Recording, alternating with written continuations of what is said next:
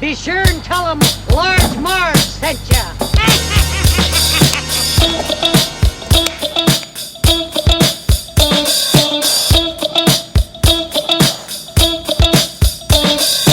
In the 90s, we were just teeny tykes. We went to movies and our bikes. We wanted to be DJs, but we were just teeny gals. So we went off to college and we remained as pals. 20 years later, we're still watching flicks and we're bringing you the feeling bit by bit. Sweetie and sweetie, we're here to say it's the Large Marge Santa's podcast.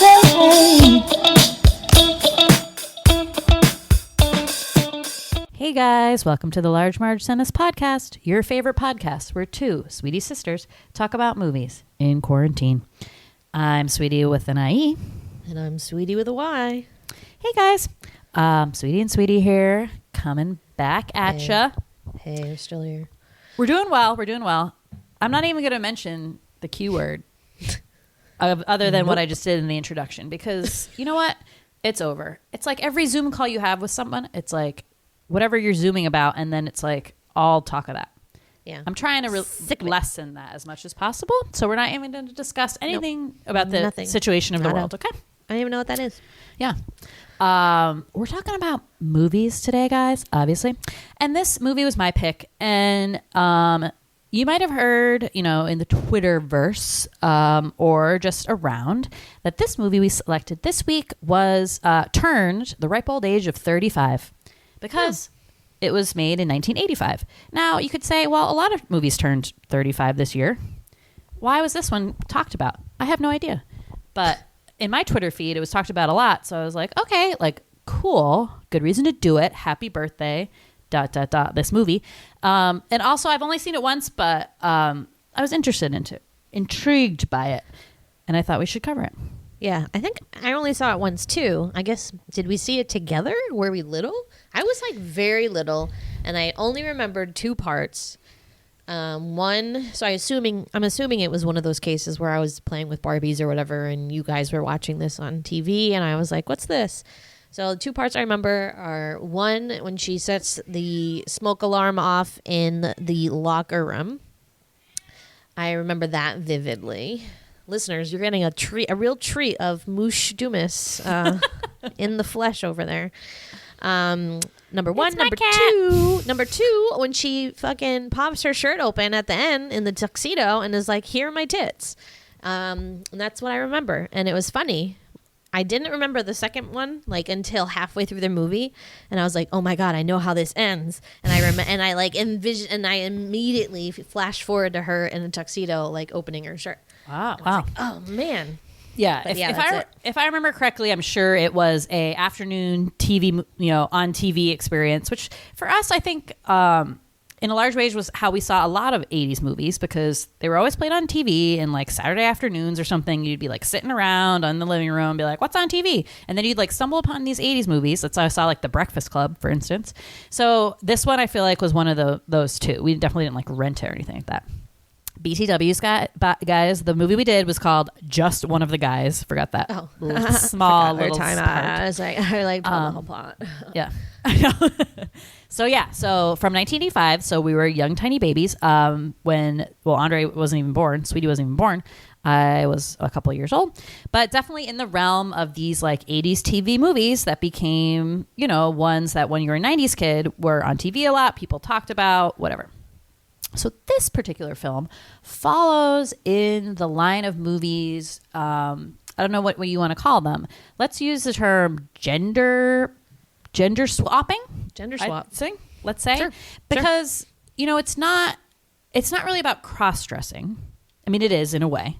But that word is gotten sort of out of the realm of language now that we have trans and everything like that, and people kind of reassigning their genders, and that I feel the transvestite, that word's gone. Cross-dressing, I feel that's gone. But in this genre of movies where you had a character and it happened either a man changed and became a woman, or a woman changed and became a man, right? To get something that their sex wasn't affording them. So that's usually kind of the premise. And there's been a ton. When we started brainstorming, we're like, wow, this was like definitely a period of time. Probably, I think I have one example from the 60s, one from the late 70s, and then in the 80s and then 90s. They've since stopped, I'm assuming, because of the trans movement and that it's just kind of unacceptable to be doing that and passing yourself off as a member of the opposite sex just for some sort of gain. I mean, people are doing that now because they actually feel that they're not the sex they were assigned at birth. And gender obviously also now is like a whole big, it's a toss-up now. It's not a big deal. So those movies are long gone, but there was certainly a time when these movies were all the rage. So this, you could say this, it's said that this movie is loosely based on 12th Night. So if you want to go even back that far. Right. I think, these have been around for a long time. Yeah. So it's an old concept. Hello, Mulan. Yeah. Oh my God. I forgot about Mulan. Good one. So yeah. So this movie from 1985, who is in it? No one like super famous. So the woman who stars in this movie is named Joyce Heiser. She plays Terri. And good Terry name with to have. Terry with an I, Terry with a Y. Teresa and Terrence, I guess would have been like the full names. So her name is a totally different name. I would have just had total fun with it. It's like a gender neutral one. So Joyce Heiser is her name, and she didn't make a ton of movies. She was in a couple other things. What was the thing? Oh, she was in This Is Spinal Tap. I saw. And then maybe a TV show. But like Bruce Springsteen's girlfriend was her main job. I know. According to IMDb. Bruce Springsteen's girlfriend. So that's pretty cool. So she's the lead in this. And then like the only other person that I really recognize was Billy Zabka from The Karate Kid, who plays basically the same role. Except he's a little older. Grown up and then moved to a different school. But he's definitely the same person. I mean, holy shit, what a nightmare. So that's kind of it. Everyone else I've never seen in any. I mean, maybe they were in other 80s movies. I don't know. The little brother, Buddy, looked familiar, but I didn't see anything. Okay, this was bothering the shit out of me. Did you figure it out? No. I looked him up. Nothing. I think it's because he looks like a cross between Rudy / the guy from Kids Incorporated. Okay. And the asshole guy in Pee-wee's Big Adventure. And Back to the Future, he's Lorraine's like little brother, the Wonder Years brother. Also, maybe. Yep. Yeah. Okay. Yeah. Okay, I can see that. I can see that. And I kept being like, "Oh my God, it's him!" And be like, "Oh my God, it's that guy." I'm like, "No, it's not. It's never him." I looked all the way through his IMDb. I'm like, I don't know any of this shit. Like, it's definitely not anything. So yeah, I don't know.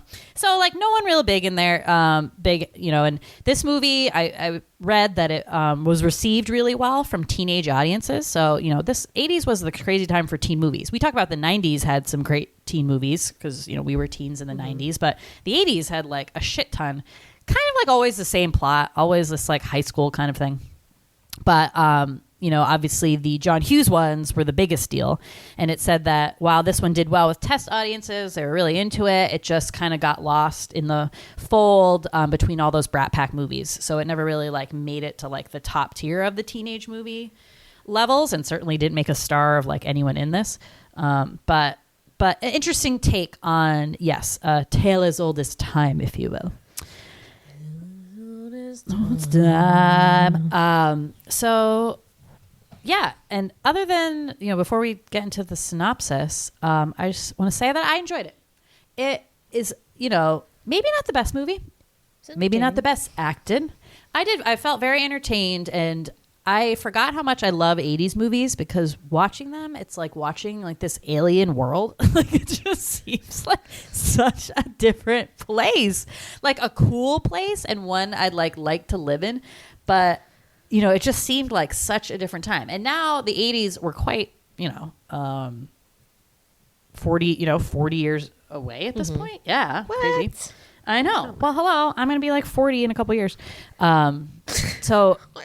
And the 80s never seemed that far for us, just like the 90s are like 30 years away, and you're like, what the fuck? But it really was like quite a long time ago, and weird shit was happening. I mean, people talk about the fashion and like the music and stuff, but it was like a weird time. Yeah, for sure. There was just a lot of weirdness. A lot going on.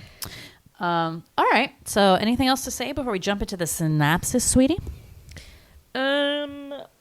think so. No, I think we should just go for it. Cool. It's time for the sweetie synopsis. Yeah. Sweeties. Oh, where's my little line here? Oh, yeah. Where'd you get off having tits? How rude. They Can't had believe you some have the like nerve. funny one-liners. I was chuckling through like a lot of this movie. See, It was I can see really if we fun. had watched this when we were like frequently, we would have a lot of like sweetie lines in everyday life from this. Yeah. Oh, yeah, It just definitely. seems like we would have some. For Oh, sure. so many. Like the reactions were funny. The only part I didn't think was funny, and Jimmy did, I will say, were the nerds. I don't Oh dig my the God. nerd humor. What I the think fuck. it's so. I mean, Okay, I just I think mean- it's been overdone, especially in '80s movies. Like that was such a thing. Oh my God, this the nerds. was like times 1,005. Like I've never seen nerd humor quite to this level of like multi layers. I know. Here, They were we like- need two distinct groups of nerds, guys. We need one group who thinks they're space aliens and another group who just has a lizard or a snake or a Right. reptile. Oh my God, I forgot the lizard guy. Like, what was the point of that? What is that? What is like the movie was funny enough? It didn't need like a comic relief of these like So additional one nerd time she side could have characters. a frog in her drink. I don't know. Right? Oh, it was Doesn't weird. make It was any weird. sense. No. So, sorry, dealing with cat issues. So now about the plot. Okay, we've never done that before. Just like gone on a crazy immediate I know. side tangent. So Terry, Teresa, Terry, Terrence, Terry Griffith or Griffin? Griffin? I want to say Who Griffin. knows? Yeah. She is a high school girl, real hot bod. You know, every guy's dream, sleeps in her underwear and a tight top. Can we talk about the gratuitous, like, does every 80s movie have to have a gratuitous panty shot of being like, up, just No, getting up what in did the we just morning? talk about? What did we just talk about in the swim I fan know. episode? Yes, I know. Oh, You getting up used in it. the You used the morning. P word. And I know, but I use it because like that's what they want you to think. But it's like getting up in the morning in my tiny little undies Right. and my tight undershirt with my nipples poking out. so Ooh, let me seize the day and go outside so you can see my butt crack. Like, I mean, this is a woman director actually, so that's kind of interesting that Yeah. kind of stuff persists. We don't know what kind of sway the producers had or whatever when they like did. Oh, we need a shot of her in her underwear in the morning, looking hot. But but it's also establishing her as like hot, cool girl, right? Right, hot, cool girl. She has a college boyfriend named. They always have what is college his name? boyfriends. Larry? No, what is his name? I don't remember. Steve, Steve. because when he's Kevin. sorry, Kavina, because he like has to make it. Sorry. Definitely not Steve. Because when the brother's like, Kavina's here, your girlfriend. Oh, I was like, Kavina. So she's loving life. Here's one of her favorite extracurriculars, though. The school newspaper. She is a writer because you guys, you can be a super hot, cool girl and still be smart and good at writing because, like, duh. So not according to the teachers at the school. not according to the teachers at this school. The role There's a models, the contest. mentors. Right. There's a contest for to write an article, and he'll pick one or two. Why were there two in the case? Two. And they win an internship at the Tribune something. Well, I thought Some those fancy winners paper. then went to like the final contest to win the internship. Oh, I thought just 'Cause she- everyone got the internship. Because she who won. wins by applying to the other school, doesn't she? It seems like a loophole, and I Yeah. think she should have been disqualified. Yeah. But whatever. So she thinks she writes like a great story and is like, I'm so excited. Like, I'm really excited about this internship. It's about like what the lunch is about, Yeah. like what they're feeding kids at lunch. What they're really feeding the kids at lunch with, like, which like Snoozeville, been there, done Big that. Like, expose.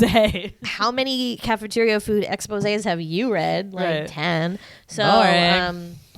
so she's bummed when she finds out she did not win the contest. So she like marches into the teacher's office after eavesdropping on a creepy conversation. Yeah, we'll mention between that. another teacher who's like, "Did you see? Who are they? They weren't talking about her though. Yes, they were. They were.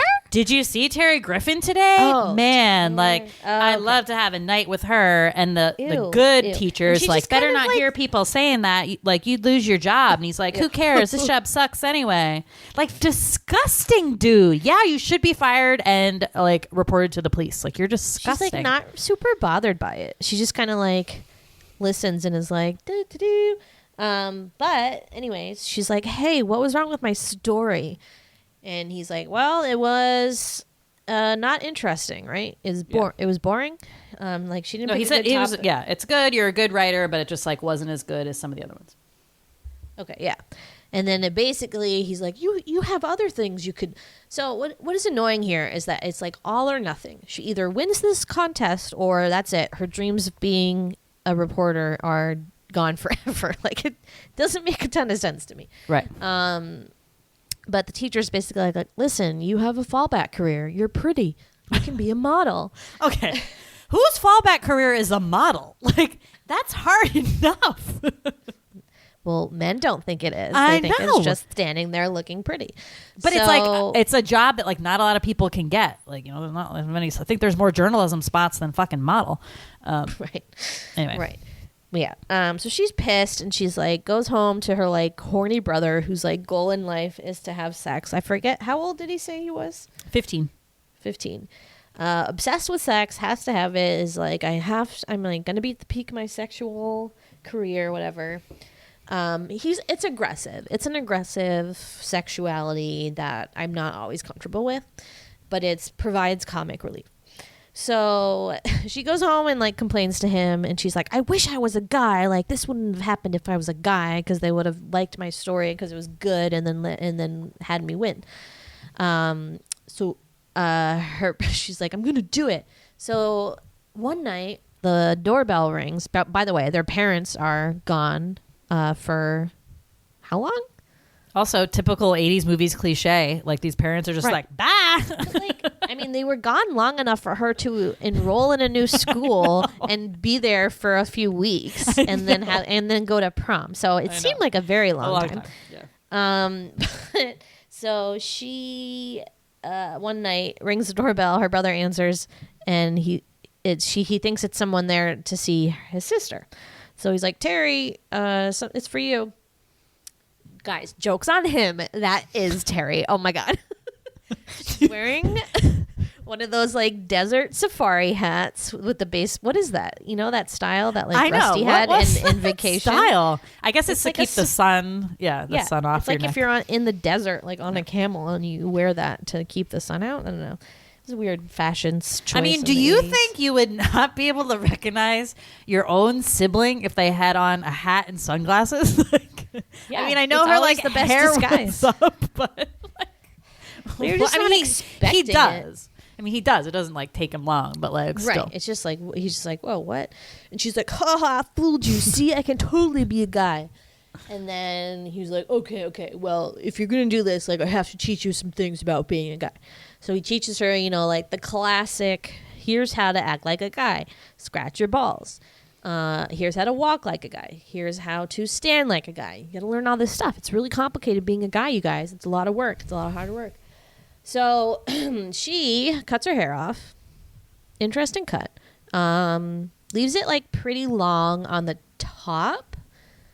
Like cuts it off, but leaves the like a Patrick Dempsey, like a Can't Buy Me Yeah. Love. Like I mean, she basically turns into Ralph Macchio. Let's be honest here. I was dying, and then when that girl was like, "You look like the Karate Kid," and I was like, I'm like, "LOL." Billy He totally does. But- Zabobka must have been like, "Wow, my old buddy's back." I know. He's like, whoa, like it's like deja vu here. Shit. I thought I got rid of that kid. So they did a good job of casting this actress, the Joyce Heiser, who has, I would say, a very androgynous face. So it wasn't a huge. I mean, I think like once you really started watching, you're like, wow, she kind of looks like that in between guy girl kind of look. And all they had to do was cut her hair, and they just didn't put any makeup on her. Like they didn't put think any she lip gloss or eyeshadow. Yeah. I mean, think she seemed has- very masculine in the beginning. She's very thin. She's very thin, and she has a butt though. So Yeah. that's like That's kind of the definitely one the thing tell. that you see when she's walking with other guys. You're like, okay, because that's the thing with most guys, like they don't have a butt, like they're skinny and they don't have a butt, or they're like muscular all around. But she's very skinny and has this like junk in the trunk. So it's like, whoa.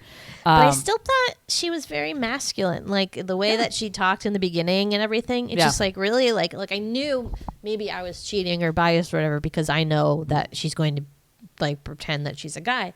Yeah. But the whole beginning, I was like, she's very gruff and like the way she talks is like this weird like, and she's always like talking with her eyes squinted, like like what is the problem? Did I do something to offend you? And it's like it's like, do you need glasses?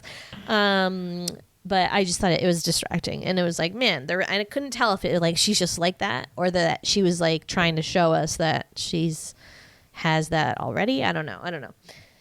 But yeah, so she now is taking things to the next level, guys, because she needs to write a story, and they don't really like address this. You get the fact that she wants to be a guy because she thinks it'll help her win the contest, but they don't really talk about like if she's going to write a new story or if she's going to submit the story she wrote at the other school and like, but just try it as a guy, you know? Well, she tries. Okay, so she does do that first, right? But and remember, this is your first hint at like how she's realizing, okay, like I think I was right, because the teacher sits her down and tells her not what the male teacher told her as a woman, but the man-to-man conversation. First of all, he's using like these basically sexist euphemisms, being like, you gotta goose him, like you gotta do this with a story, like using these like sexual things that you would only tell a guy, you know, like you know, goosing means. And then he doesn't give him any. He gives her honest criticism about the piece, whereas the male teacher to her was like, I think you should have a backup plan because you're basically a woman and you're pretty. So the teacher says, well, the truth of the matter is this is a boring story. Like he actually gave her a critique, and she had to be like, she needed more sensitivity, and then she Right. was like, okay, that didn't make sense to me. It was like she got the criticism that like she needed to think more like a guy and have like interesting stories, and then she's a guy, and he's like, you have to be more like a woman and like have sensitivity. but isn't that if like a girl brought that in, maybe like that wouldn't register to you as a critique because a woman was writing it, but because she was a guy, he could say like sensitivity and like sort of gender stereotype even and stuff to him. It seems very You know complex. what I mean? Yeah, I mean that's why I like the gender stuff is complex. It's confusing. Well, yeah. So I mean, that's her goal is to, again, win this contest at this other school. I'm still fuzzy on the details of like how you just like enroll in a school. It just seems to be like there's a school down the street and then there's another school like a block away that you're like, oh, I could go to this one instead. And then you just like walk in and you're like, hi, my name is whatever. And then they give you a schedule and then that's it. So it seems like she dropped out of her current school, went and registered at this new school, which was like the competitor school, let's say, next town over. But she could use her name, right? Because she could be Terri no matter what. So she just went in like using her real name. And then, do you don't need any parent involved or anything like that? I guess not. And then, you know, you just get a schedule. Like, we talk about this in Never Been Kissed. Yeah. Like how easy it is just to like register at a new school. Like, wow, it fooled me. Like, who knew? Right. And it's like, I don't even know what the process is today. Like, do you have to like make an appointment and like go in and like meet someone, or like how does that even work? Don't your parents have to be involved? I thought so, but I don't know. But it's very suspicious. So she goes to this new school. She has pretty cool fashion sense. She's kind of dressed like Love her outfits with like what? I love her outfits. Okay. Yeah. There's like, she like puts ties in there and like Vests. shoulder pads and like vests. She looks like a cool dude. But Terri, the boy, is not very popular at school. A little bit of a nerd just because she's like overeager to like prove that she's a guy. She's like, hey guys, want to hang out? Want to talk about sports? What do you want to do? Cool. It's pretty funny. But so she makes an enemy right off the bat with old Billy Zbibs. His character's name is Greg. Yeah. Yep. Maybe one. Greg. is this like super jock who walks around school all day wearing his like boxing gloves or whatever the fuck those are, or his like weightlifting gloves. His weightlifting gloves? I don't know. His job at the school is to bully the nerds. That's his side hobby. So he immediately like tosses poor Terri like into a bush, calls her a pussy, and is like, or tulip they like to use. And Terri makes a new friend in Rick Morehouse, who is also sort of new, couple months ago, also slightly bullied by fucking maybe Greg. So they kind of strike up a friendship. And Terri just tries to like adapt to this new boy style. So unfortunately, she has phys ed third period. So this whole part of the movie is basically Terri rolling her eyes when like inconvenienced by being a girl pretending to be a guy. Like she like reads her schedule and she's like, oh, phys ed. What am I gonna do? She's like super pissed about it. And I'm like, you're the one pretending to be a guy. Like, I don't know what to tell you. Like, I don't know. So, well, it brings up the two challenges, right, of trying to pass as a guy when you're a girl is like the bathroom and gym, right? Yeah, like those are the two main hurdles. It's like that's the thing. It's like she can fake having a penis, but like when you have to, you know, strip down in the locker room, or you have to go into a bathroom which has urinals and stalls with no doors. Okay, what if you had to poop? And like, I think this is because they don't want kids smoking in like the stalls, maybe, but that seems rude. Okay, that's my worst nightmare. Yeah, I have nightmares where I'm like looking for a toilet and I'm like, finally a bathroom, and then I go in and there's no doors on any of the stalls, and it's like very upsetting. But there's no way the girls' bathroom doesn't have doors on the stalls, you know, like period stuff and everything. Like it, that seems sexist. Talk about reverse sexism. Give those guys some doors so they can take a private shit. What's going on there?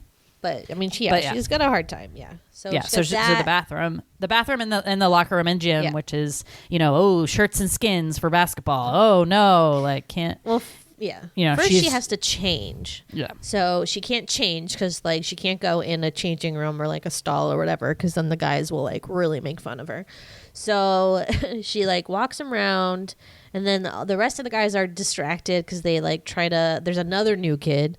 It seems like it's May, the month of May. Yeah. And there's at least 5 new kids at this school.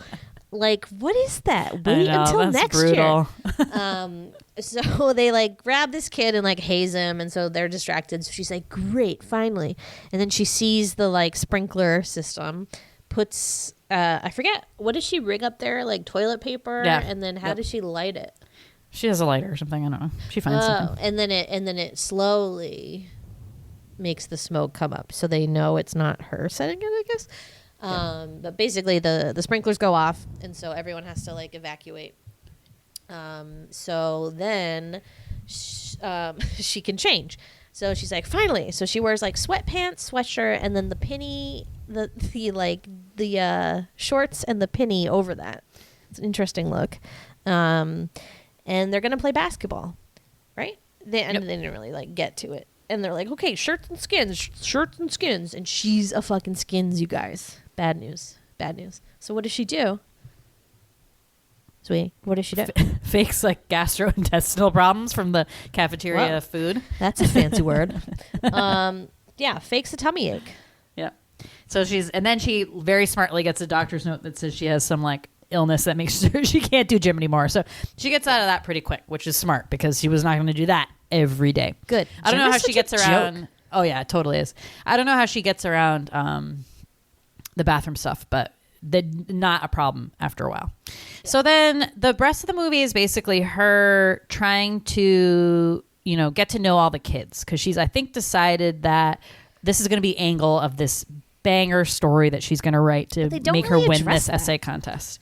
Yeah, I think she does say, like, I'm going to, like, this is the story, like, this is it, like, undercover as, like, a guy. For some reason, it seemed like she didn't come to that realization until the end, and she sat down and was like, oh, okay, they did say something.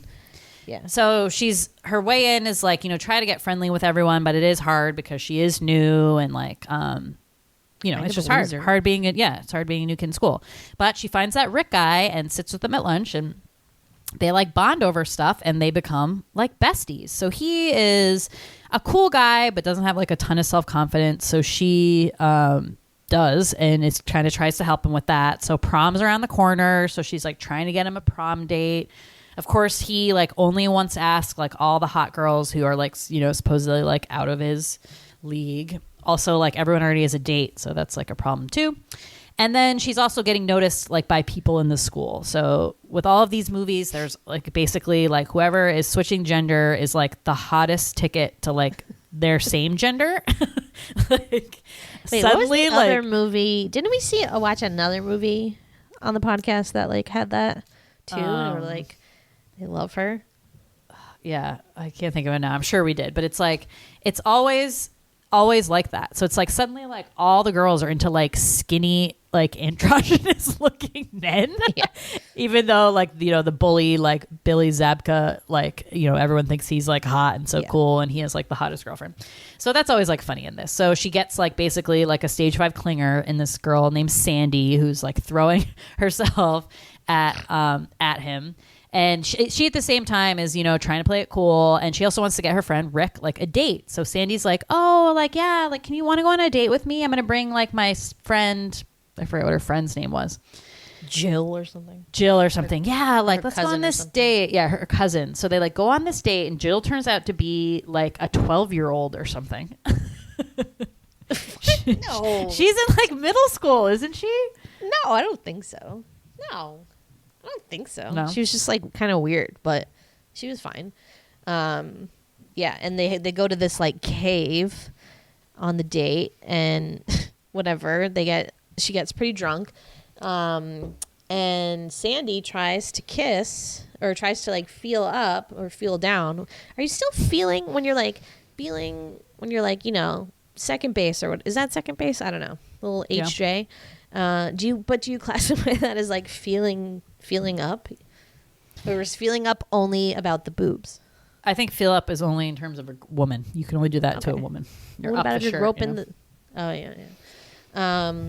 So it's a close call, but luckily Sandy grabs like the pair of socks Terri had put in her pants instead. And Sandy's like, wow, I'm so flattered. And I'm like, girl, put it together. I know. Dummy. So Terri goes back home, and her boyfriend, unfortunately, is at the house. And this is the first time he's seen her with her new hairstyle. So she goes upstairs and changes, and she comes down, and she's like pretty drunk, and it's a pretty funny scene. But her boyfriend's like, what did you do to your hair? I'm like, oh, and then I don't know. He just kind of sucks. He's like the worst. Yeah. It's boyfriend. quickly coming to anything. Yeah. And the worst part about it is that everyone's like, you have the most perfect boyfriend. And he's like literally the worst. Only and her friend is saying that.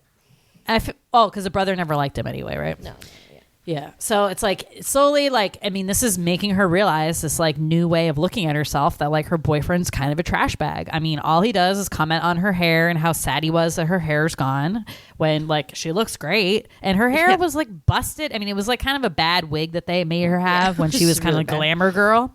And it just didn't like look right on her at all because it was a wig. And now she looks like awesome. So it's just like the guy is just like annoying. So, but she is trying to, having this struggle of, she's obviously not going to tell him what's going on. So she keeps having these, she's not going out with him as much. She's like obsessed with this new like phase of her side of her life where she's this, the other Terri and stuff like that. So there's a conflict. Conflict. So then, at some point, she realizes that she gives Rick a makeover, basically. Turns him like pretty cool. Suddenly he's like this hot babe. And she's like, oh, I think I'm in love with Rick, which is complicated because Rick thinks Terri's a guy. And then Terri keeps like slipping up and like putting his hair behind his, like touching his hair while he's washing his hands in the bathroom, and like keeps like slipping up like that. So Rick's kind of like already a little bit like, huh, interesting. But so there's that conflict additionally. So then the prom. So finally, Rick scores a date in the form of maybe Greg's ex-girlfriend, Deborah. Yeah.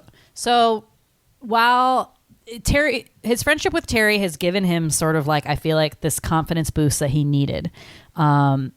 Him dressing different. He just has like a different attitude that now he has this friendship.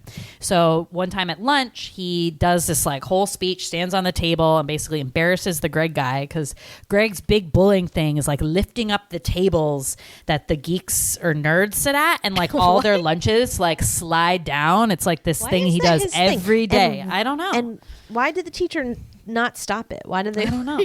Let this happen every day. So he does this clever thing of like kind of making fun of him, and it's really embarrassing to him. And then all the kids kind of spill their lunch, and it all gets over Greg, and Greg's pissed.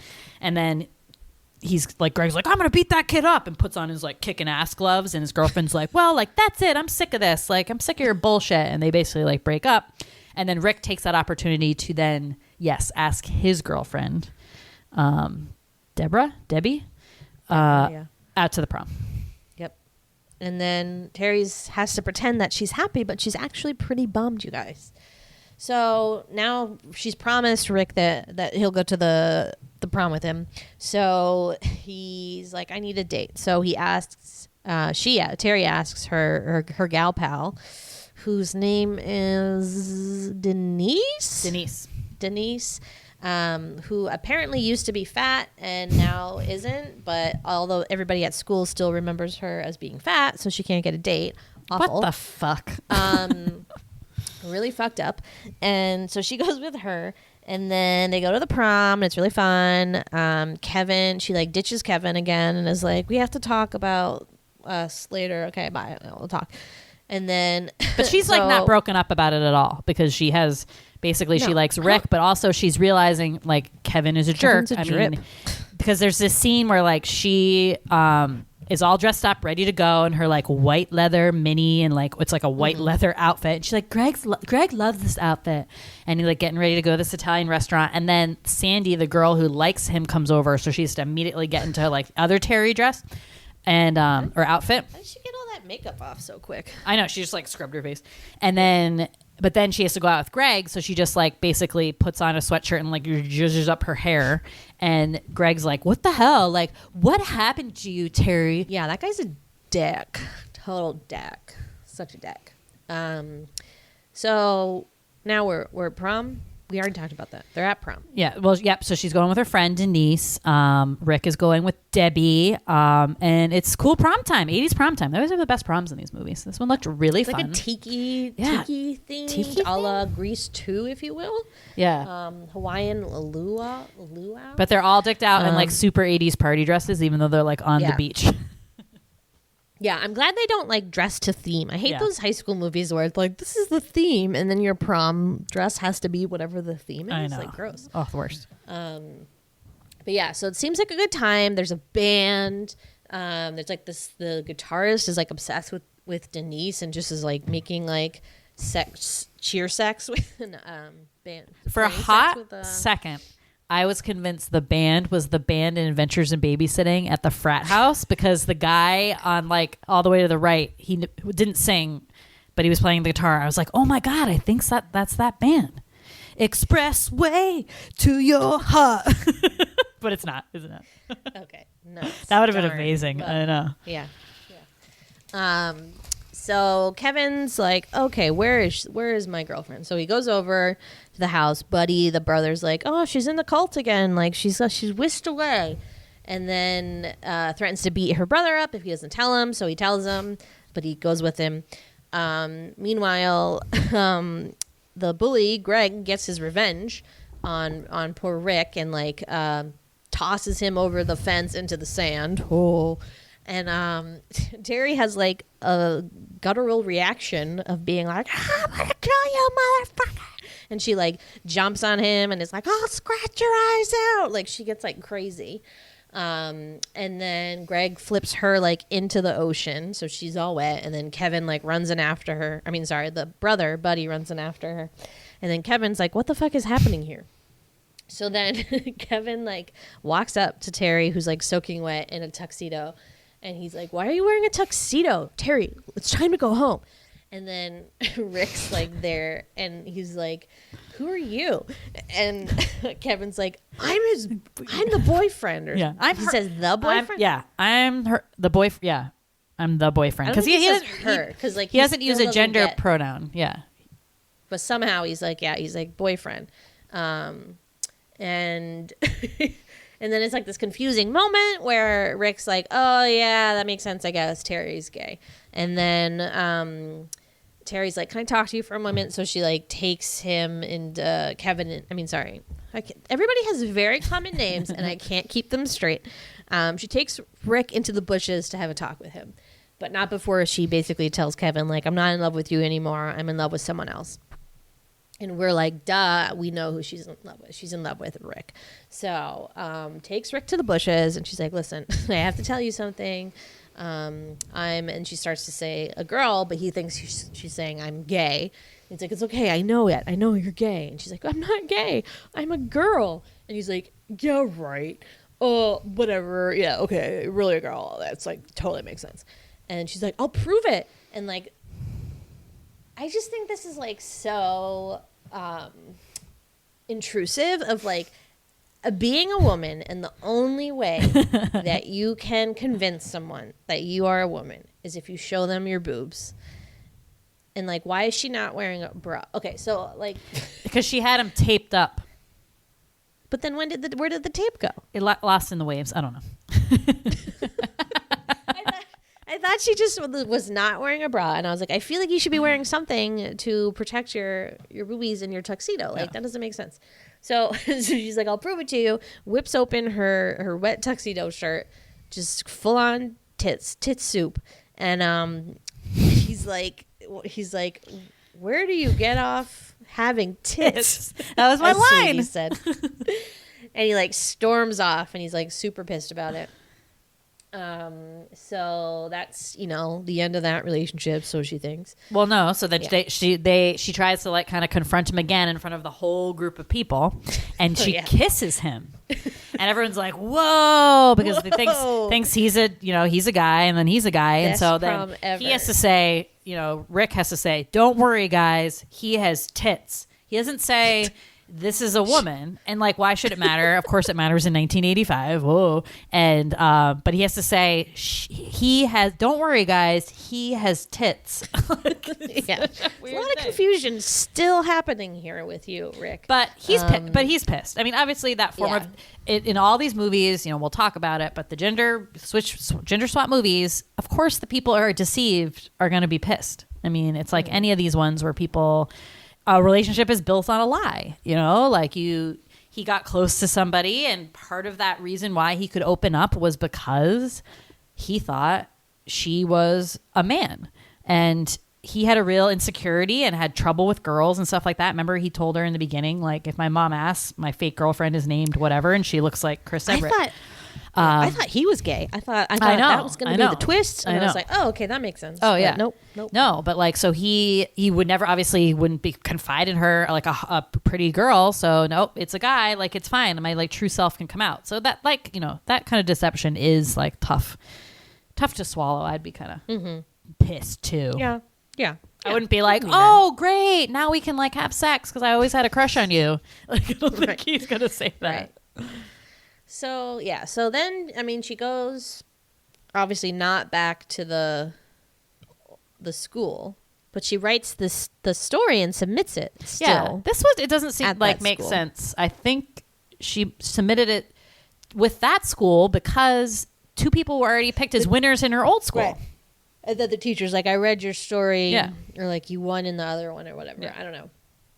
But they don't like show her winning anything, so they just like mention it in conversation, and you're like, "Oh, the whole purpose of doing this," and she won. Yeah. And like she won the internship, which was the big deal, like this summer internship at the newspaper. But all you see is her like crying in a tank top, like writing it on a typewriter, like my life as a teenage and underwear and her underwear. My life as a teenage boy. So she's like writing it and crying, and like obviously it's like not like an expose, but like, you know, she was like kind of like undercover as a guy, but it's mostly like her also confessing like her love to the Rick guy. So she knows he's going to read it. And I think that's her last, like, you know, Hail Mary to be like, okay, maybe he'll come just around. like Never Been Kissed. Yes.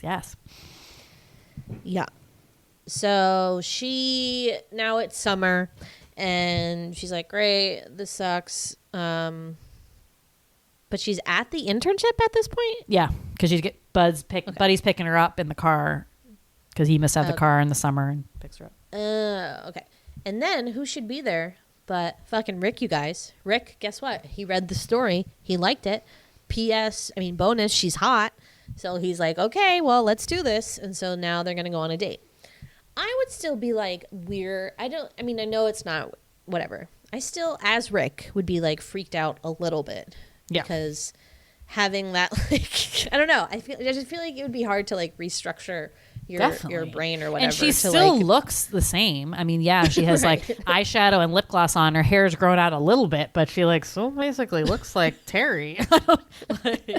And her name is still Terri. Yeah, I would be very confused. Like, it's not, for me, it wouldn't be just like, oh, you're wearing dresses now. Like, my mind has totally shifted that you're a woman. Like, I don't know. Yeah. I couldn't do it. Well, to Rick, it seems to have shifted pretty quickly because then he's like, okay, but I have to drive. Yeah. So now it's like, oh, okay, she's the woman, so he's the man now. And I hated that part. I thought that was ridiculous. It's like, her Rick, car. I know. And I was like, Rick, I believed in you. Me too. I was here for you. I was supporting you all the way through. I was deeply attracted to you briefly. For like the second half of the movie. It just came out of nowhere. It was like after the makeover, and then I like looked up and I was like, who's that babe? And I was like, is that Rick? He's still kind of a weird face to me.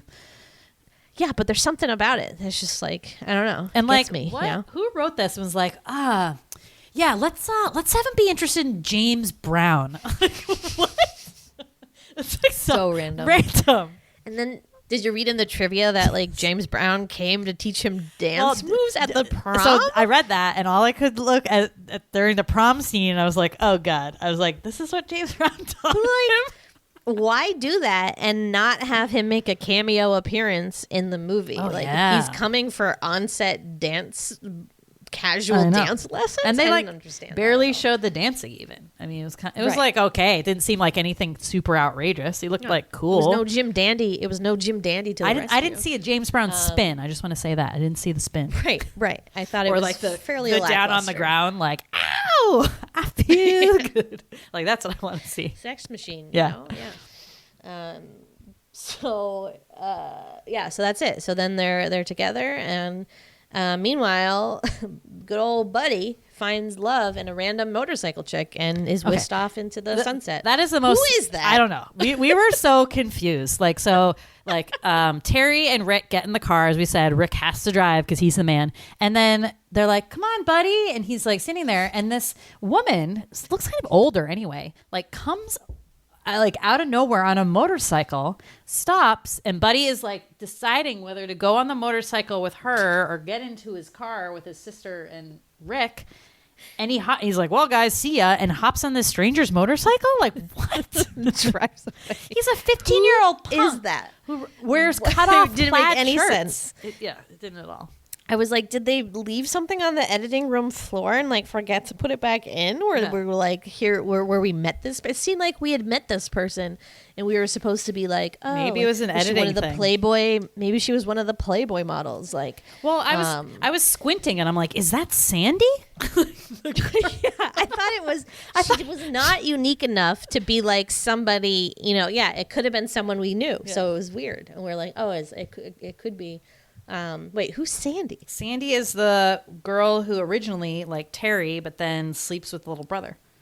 Oh, okay. All right. See, all these fucking normal fucking names. The 80s names are hard because they are like very white suburban. They're not very unique. Yeah. 12 Kimberlys, yeah. So last week when we watched Swim Fan, I was confused because I thought the movie was taking place in California. This time, I thought the movie was taking place in New Jersey because randomly some people had like a New Jersey accent. That was a terrible impression. And she kept talking What? I think it's California. Pretty sure. Yeah, no, it is because there's like the desert and stuff. But and she's always talking about Bruce Springsteen. So you're like, oh, okay, it must be like something regarding. Wait, is Bruce Springsteen New Jersey or New York? New Jersey. Okay, yeah. So I thought it was that, but turns out it was California. So that was confusing for me. But overall, yeah, I was moved. It has a really slapping soundtrack, 80s soundtrack. Does. Of like not real songs, but just like melodies and like tunes, but not like actual songs. There was a sad sax part. Did you notice that? Like a sad, moody saxophone. Which part? I forget. Why was moody was sad? happening. She was sad about something. It was like "Dur, dur, dur." Sad sax. I love a sad sax. Love it. But yeah, overall, I think that, like I said, entertaining. But I think that acting was just like distractingly bad for a little while, especially in the beginning. I think was really rough. I think I warmed up to it. Yeah. By the end, but there was just something in the beginning where I was like, this feels off. And then in the beginning, I also felt like for the first 20 minutes, they were only acting in front of a green screen. Oh. Did it look weird on your video, on your screen also? No, I don't remember it. It was like they couldn't shoot any scenes outside, so they were all like on a weird green screen. It like looked fuzzy and weird. Yeah. I don't know. Maybe my TV's broken, but that was weird. But overall, nice little romp. Nice little Thursday romp. Oh yeah, totally. It was so fun. I love watching 80s movies, like I said. And I agree, like the acting is kind of like a little bit wonky. But I don't know, the male Terry just like cracks me up because he's like so over the top and he's just like, hey guys, cool, bitchin'. Like that, like it's just her like way to like make him a man. Not only like how she kind of lowers her voice a little, but just like he's such like a, I don't even know what the word is. Not like a ham, but like he's just like such a goober. He's like a, you know, like a cool goober. Yeah. Like he's cool, but he's just like kind of being a dork. I don't know. Yeah. Cracked me up. Very, very Ralph Macchio. Totally. Okay, so let's talk about the other gender swap movies that we know about and talk about themes because I think there's some common ones. So we already mentioned 12th Night, which quick recap of that plot. I don't totally remember. Will you do the honors? Shakespeare. This is one I don't really know. It's like the sister dresses as a boy and then falls in love with a guy who thinks she's a boy. Right. Yeah, it's like basically the same story. I mean, which is in turn basically the plot of Shakespeare in Love. Right. So in that one, crossed. Yes. Oh, good one. I left that off the list. So Shakespeare in Love, you know, you have Gwyneth Paltrow wanting to be an actor, but at this time, Shakespearean times, only men could be actors. So in all the Shakespeare plays, like men played women. So she dresses up as a man to play Romeo. Yeah. And in Romeo and Juliet. So great movie. Love it. Awesome. But again, that one where basically a woman trying to get, you know, stuff that she doesn't have, like power that she doesn't have, but she afforded to her because she's a woman. You have Ladybugs with Jonathan Brandis, R.I.P., which is, I believe, about a struggling girls soccer team and the coach. It's his grandson or something like that. Rodney Dangerfield. I've never seen it. I don't know if like he's the grandson or something, but anyway, he's a really good soccer player, and he's like, okay, like we'll dress you up as a girl so we can like win the championship. Pretty sure that's the plot of that movie. Loosely, we should do it. But again, like, you know, what I think is in common a lot of these is that really bad wigs, especially like for the men becoming women, it's just like god awful. The men becoming women are just never. It's never good. No. They're never attractive. No. But the women becoming men are always like, wow, you're hot. Yeah. Like we have a real advantage. Yeah. I mean, I think women are just the better. I mean, we're just more superior, Oh, I definitely. guess, in most things. Yeah. But yeah, that's definitely a trend in these for sure. For sure. Right. So yeah, so that's like the sport one, which is a common theme too, kind of the sports swapping genders. So you have like the sports advantage, which I feel like is definitely a common theme. Tootsie. So this is actually mentioned in this movie because it predates this one, and is the very famous one with Dustin Hoffman, and he is a soap star, if you remember, and he's like not getting any roles, so he like gets the bright idea to like he can get roles if he like plays a woman instead. There's like more options for him or something like that. And then he falls in love with the other soap star, Jessica Lange. But that one's really interesting because you have him basically being like, okay, I'm not getting the roles, so I'm going to take the roles away from women, which is like kind of sucky in itself because it's like hard for women to have roles anyway. But that he is then subjected to the treatment that these women actresses had in terms of their looks, like their size, getting like assaulted. So that is like what happens to him. So he sees like the other side of that as like a man playing a woman. It's really interesting. Great. We should do that one. I love that movie. So good. Yeah, I've still never seen it, so I have to watch it. Really good. I'm ashamed, but yeah.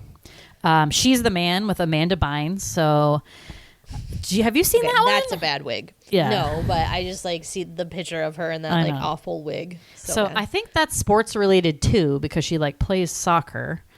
But again, not sure totally what the deal is with that. Sure the plot.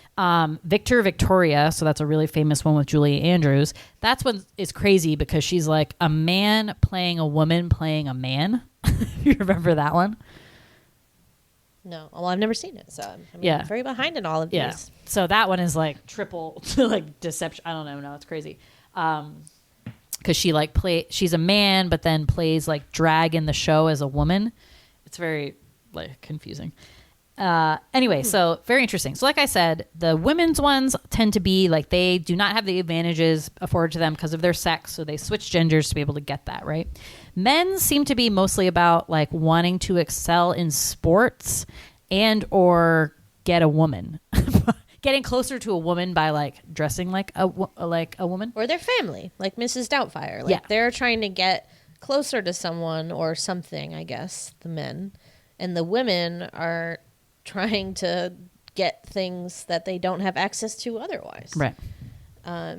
Which is bullshit. But yeah. But what I also find interesting in these is that there always is, almost always, not in Mrs. Doubtfire, but there's always like a love interest that boils down to that they get a love interest who was confusing, was deceived by them because, they were really either able to get closer to them because they switched sexes and they were able to like, let down those walls that are come up when you're trying to date someone of the opposite sex or whatever.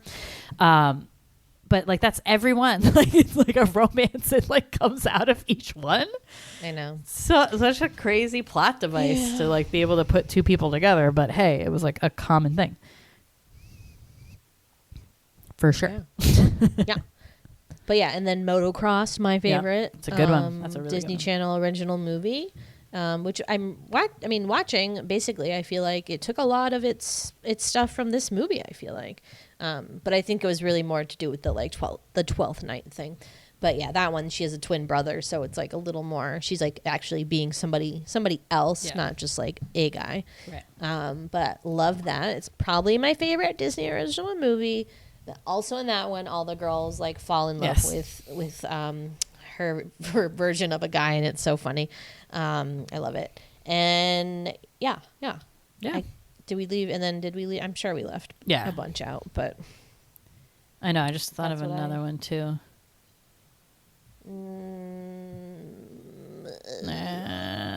Anyway, I'm sure people will mention them. So it's a big deal. The gender swap. Wait, what about bosom buddies? Yeah. Don't they dress up as women in that? Yeah, that one is because like the apartment building they want to rent only rents to women. I'm pretty sure is the plot of that one. Oh, Some Like It Hot. That's one. Where they're running away from like mobsters. Oh. I think. I didn't realize that was the plot of that one. Yeah, don't they like witness a murder or something? I've never seen it. What? I don't know. Oh, it's so good.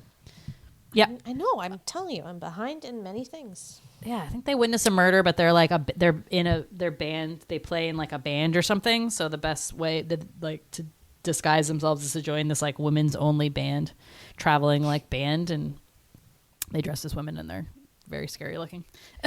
They sing as men, pretending to be women. They play instruments. I'm pretty sure. Yeah, she sings. Yeah, Marilyn Monroe. Yeah, she's great in that.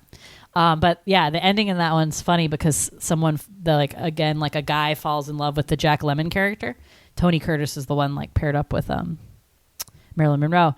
but they end up getting together, even though he confesses like he's a man. But then the Jack Lemmon character confesses to the guy who like this millionaire that falls in love with him that like, and he doesn't even care. But he falls in love with a man? Is he gay? No, he just was, like liked him, I guess. I don't know. Oh. Just fell in love with the person, which is what like this whole thing is supposed to be about, right? Doesn't matter. Yeah. It's about the person. Yeah, totally. But yeah, lots of deep themes here, deep cuts. Deep cuts. I forgot to talk about my favorite moment, which was when Deborah announces herself as prom queen. I thought that was really funny when she was like, and the prom winner for prom queen is, Deborah Schneider. And you're like, oh, that's you. I feel like they should have someone else announce the winners, but like, what do I know? All these high school movies that have the prom king and queen reveal, I'm always like this is just me, excited to see like the crowns, and they're always like really ugly. I'm like, why can't it be a sparkly tiara? Why is it like this gross made macaroni crown that like home ec made? Like that like wraps around your head. And like the guys one was even worse, and it was like a weird shape. And then I kept thinking of like, remember, like, wait, what is your worst? What is like your least favorite prom crown of all time? I can't remember now, but I feel like I need a slideshow because I've hated all of them. Mine is fucking Grease 2 Luau, where it's like, here's a coconut with feathers, and they like wrap it around their heads, and it's so bad. The Never Been Kissed one is kind of cool, but it's like, I mean, his is not cool. His is that like plastic whatever. But hers always looked very cool to me. But yeah, I love a good ugly prom crown for sure. I know, and they're always ugly. I'm like, why didn't you get a tiara from Claire's? That's all I ever want. Right. Easy to get. I know. And cheap. Probably buy 2, get 4 free. Totally. 4 free. The deals are crazy. Yeah. What else do you have to talk about? So then I just have a list of the So 80s stuff, which I always find entertaining, you know? Yeah. Okay, so I have, this is So 80s, nerds. Obviously, we went over 2 groups of nerds in this one. The people, not the candy. Yeah. So the nerds, the cliques in school, right? Though this one didn't really have any other than the nerds. Right. It was just like a bully and then nerds. And then everyone even else. though they were like saying that Terri was supposed to be like cool, she didn't seem that cool. Like she only had one other friend. Right. So and then that college boyfriend. So right. I didn't even like. I mean, the other guys at school liked her, I guess. So I guess that's where. Well, and that's what I found weird. I mean, which I always find weird also about sometimes high school movies, because I'm like, this was not my high school experience. That like the casual going like asking out concept in high school, where people are just like, hey, like, what are you doing on Saturday? Like, just everyone just like asks out everyone else. Like the friend, the first thing she comes up to him, she's like, I have a problem. Like 3 guys asked me out on Saturday, and like I don't really want to go out with any of them. And it's like, bitch, don't. Like if you don't, like, sit at home. It's much better than going out with people you don't like. But then when Terri breaks up with her high school, the college boyfriend, like immediately all these guys are like, hey Terri, like heard you broke up with Kevin, like want to go out on Saturday? And she's like, I'm not ready. Like, is that what happened? For certain crowds, I guess. I know. Maybe it's nuts, man. But but I mean, like, back on the nerds, so like the alien nerds were just like so extreme to me, and like to the point where I was like, can we check on them? Like, I feel like they have a mental illness. Like, I get like joking with your friend like that, but they were like committed 110%. Are they really aliens? I don't know. Like, so one of those guys was the guy who commits or almost commits the first murder in Minority Report. Howard. What? Yeah. The first guy they like catch, and then he was like Ellen's friend, and not Ellen's friend. He was someone's friend in another in like a sitcom. I'm forgetting now which it is. I want to say Carolyn in the City. I'm just kidding. I want to say Ellen in Ellen, but that wasn't Jeremy Piven. Wasn't Jeremy Piven somebody's friend in something? Was he in Ellen? Yeah. I didn't even think of Jeremy Piven. He was in Ellen. Anyways, interesting.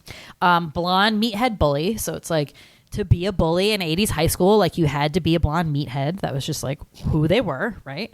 You had to be Billy Zabobka. You had right, exactly. That was just like such a trend. Perms, so a lot of perms. Terri had that ugly perm wig. Terri. Jock straps. So I was super confused, and I had to have a deep discussion with Jimmy about what is a jock strap. Why did you have to wear them, and do you still wear them today? And I feel like they were, and he confirmed, big in the 80s, but like 90s they became kind of a joke, and now like no one wears them today. I mean, if you are doing a sport where potentially hard ball could fly at your balls, like baseball, like you would wear a cup, but other than that, like no. I thought you wore them because like you didn't want your junk to like jump around. Yeah. That's what I thought. I No. thought it like kept it in. No, it's a cup.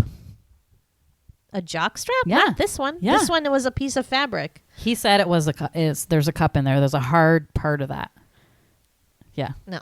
Straight from the According horse's to 80s mouth. movies, according to 80s movies, it just looks like a man's thong. I know, but he said that's what it was. So I'm sticking by him. But then I thought like how.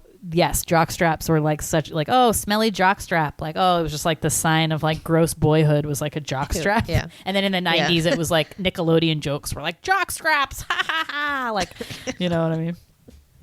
Pretty funny. Yes. A Walkman. So we've talked about the love of the Walkman a lot, but Rick had a really good 80s one with the headphones that are specifically so 80s to me with like the metal and then like the black foamy ears. Love good those. Also can be used when you're mowing the lawn. Yep, exactly. The car she has, I'd say, is like pretty 80s. That like white convertible LeBaron. The red interior. The red interior, man. I've talked about this car 80s. before, right? Like my first car ever was this like Toyota white with red interior, flip lights. It was a stick shift, and I could not learn to drive it, so we had to sell it. But it would have been. We gave it up. It was a bad job. A really cool car. I don't know where we got that. I think it was like $1,500. It was cool. Annoying little brother. So that is like so in every 80s movies. Like I'm thinking of like Teen Witch. I'm thinking Can't Buy Me Love. Like all the like most of the John Hughes ones. Like annoying little brother for sure. And this guy was like, I warmed to him by the end, but he was like pretty annoying for most of the movie. He was definitely more like on her side. Although he gave her up pretty quick at the end when Kevin was threatening to beat him up or whatever. Yeah. But overall, I guess he was fine. Yeah. And then cut sweatshirts was the last one.